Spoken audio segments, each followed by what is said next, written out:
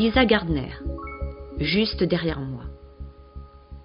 Le sergent Roy Peterson, responsable du service d'enquête criminelle de Shelley, fut le premier sur les lieux, suivi de près par ses équipiers, puis par le shérif adjoint Dan Mitchell. Il mit ses enquêteurs au travail et prit le temps de s'entretenir avec Shelley et Dan devant la station-service.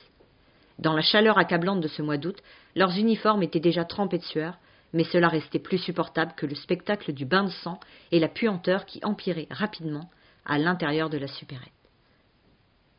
« Appel enregistré par le central à 8h04, indiqua Shelley à son sergent, en style télégraphique. « Des coups de feu. J'arrive à 8h16 environ, découvre 2 corps à l'intérieur. Le premier, un jeune homme, une bonne vingtaine d'années. Le deuxième, une jeune femme, 18 ans, 19 ans.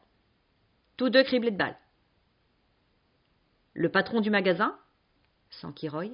« Don Juarez, » répondit Shelley, qui s'était déjà renseigné auprès du central. « Nous avons eu un bref échange téléphonique. Il était en route pour Salem, mais il a rebroussé chemin.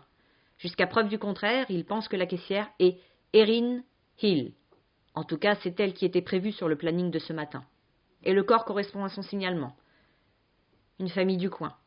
J'ai demandé à l'agent Estevan de passer voir les parents. »« Et l'autre victime ?»« Ni papier d'identité, ni portefeuille. Le tireur l'a peut-être pris en partant.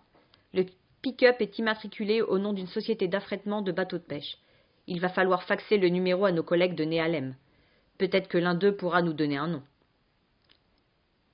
J'ai demandé à Rebecca et Al de photographier la scène de crime et de mettre les pièces à conviction sous scellé, indiqua Roy. Le légiste devrait être là d'un moment à l'autre. Jusqu'à présent, on a retrouvé 9 douilles et 1 balle. 9 coups pour 2 victimes, s'étonna Shelley. Il n'y est pas allé de main morte.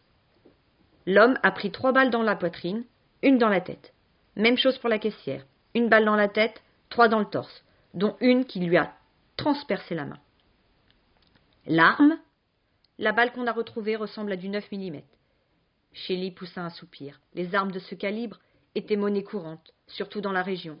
Cette information n'était pas de nature à réduire le périmètre des recherches. « Ça fait 8 balles, observa Dan. Roy et Shelley se tournèrent vers lui. « 4 balles pour chaque victime, expliqua-t-il. 8 balles. Mais tu as parlé de 9 douilles.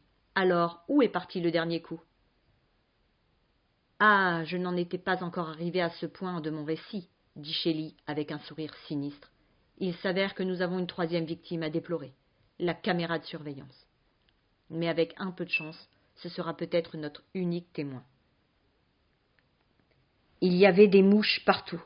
Shelley grimaça en les voyant bourdonner en nuées compactes autour des plaies de l'homme, sur son torse, sur son front. Son premier réflexe aurait été de les chasser, mais elle savait d'expérience que c'était peine perdue.